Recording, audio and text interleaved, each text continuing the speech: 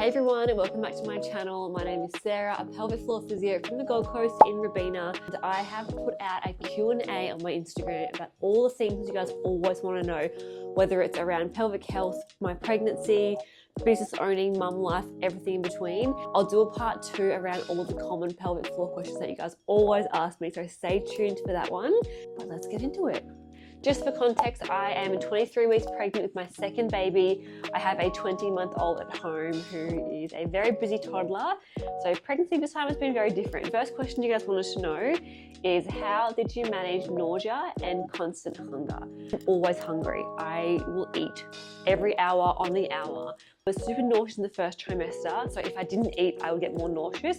And I feel like just being pregnant, I'm just always eating. So whether that's already combating my nauseousness, who knows? But I'm honestly just surrendering to feeding my body what it needs. I don't worry anymore about thinking I'm eating too much. I'm honestly just listening to my gut, eating what I want to eat, within reason.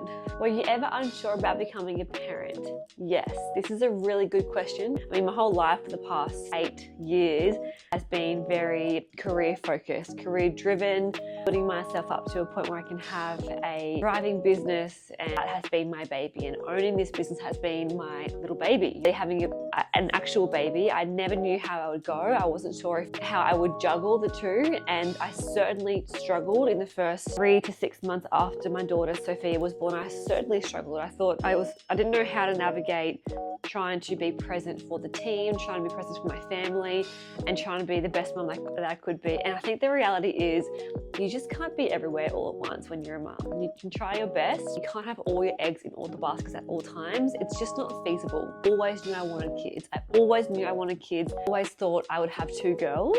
You learn so much about yourself when you become a mum. It's such an amazing and beautiful experience that I think everyone grows into as the months go by in that postpartum phase.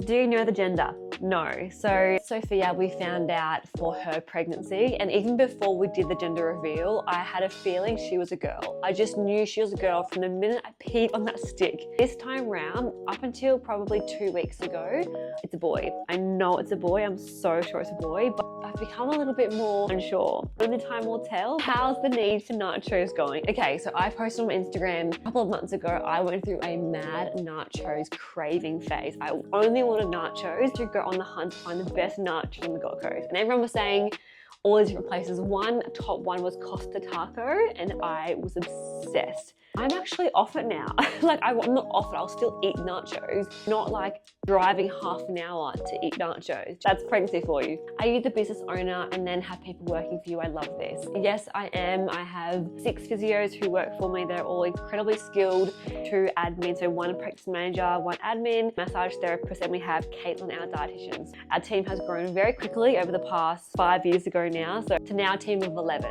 So it's been a huge few years, but very grateful. It's a really nice team because everyone supports each other, always willing to go through a case study or help out with this kind of client or help out with this class if someone's unwell. It's a collaborative team where everyone does really chip in, lift each other up as well. What type of birth did you have last time, and what are you planning for this time? So I booked an elective caesarean last time for Sophia's birth, and we actually did a maternal assisted caesarean. So that's where I'm all gloved up and I can help my obstetrician pull Sophia out and place her on my chest. It was the best experience ever. I would do it 100 times over again. A great experience. So I was obviously super grateful to have had a really good experience, because I obviously work with women every single day who may not have a nice birth experience. So I'm very sensitive to that and very grateful. I will do it again this time round. So I have booked in an elective caesarean.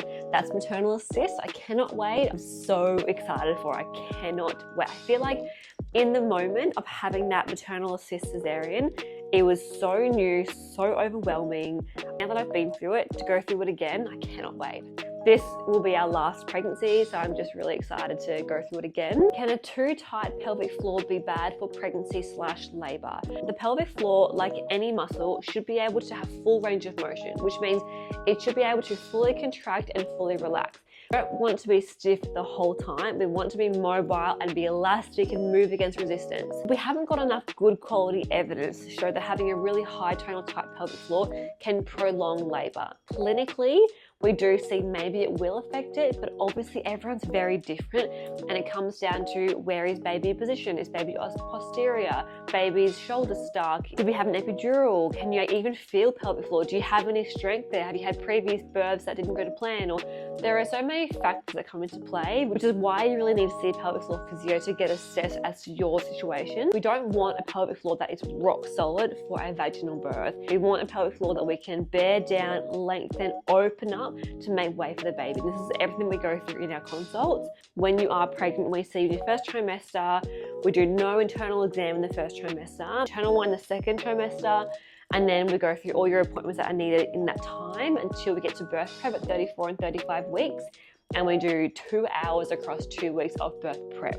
That's helping you push baby out, giving you breathing techniques, helping your body be in the right position to help minimize risk of tearing and intervention. There's so much we can do for a tight pelvic floor in pregnancy.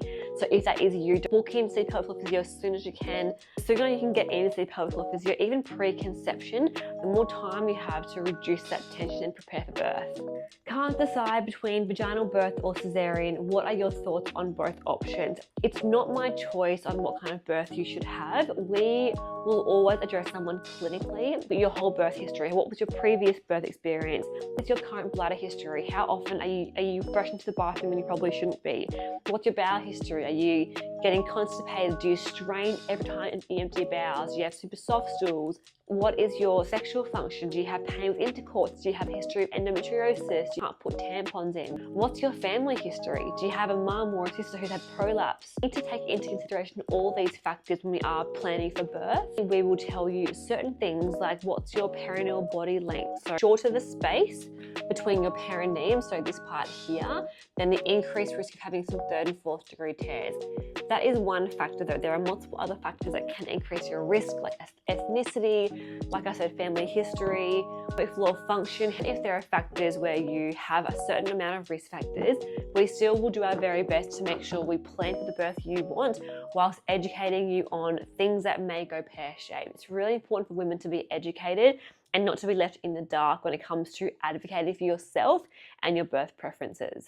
What is a noticeable difference within yourself from your first pregnancy? Oh, I love this question. I think comparing myself from my first pregnancy to this pregnancy, this time round, I'm actually a bit more anxious about things that could go wrong. Which sounds crazy because I do know a lot about birth, given it's my career.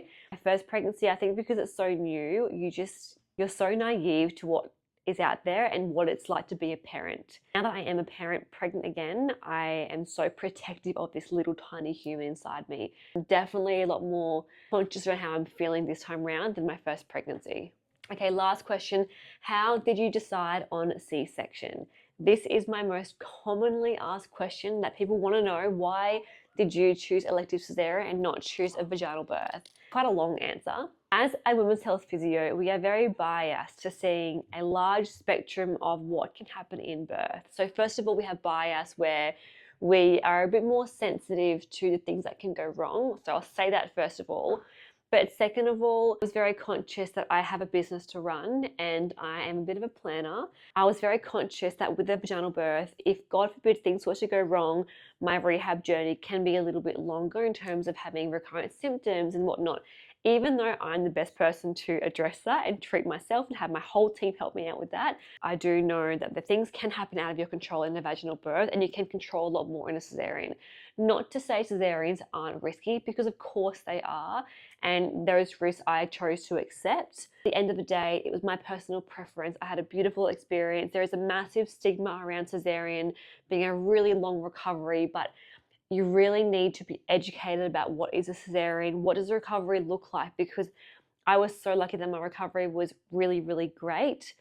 And there are a lot of other women who have really beautiful cesarean recoveries too. So it shouldn't be as scary as people are thinking it is. We need to stop thinking that cesareans mean a really long recovery, a really tough recovery. Yeah, sure, it definitely can be, but every person's individual experience is different. You can't compare to person A to person B. So at the end of the day, choose what feels right for you intuitively. I have no desire to have a vaginal birth. For example, my sister does. She had a cesarean for her own reasons in her first birth, and she's going for a VBAC second time round because she has this deep desire inside of her to really want to experience birth. I haven't got that, which is my personal preference. I think we need to show a bit of grace around the people around us who are choosing their birth more and not judge people for taking that pathway for their own birth plan. Anyway, there were so many questions that came through. I will stop it there and do a part 2 on the most commonly asked pelvic floor related questions.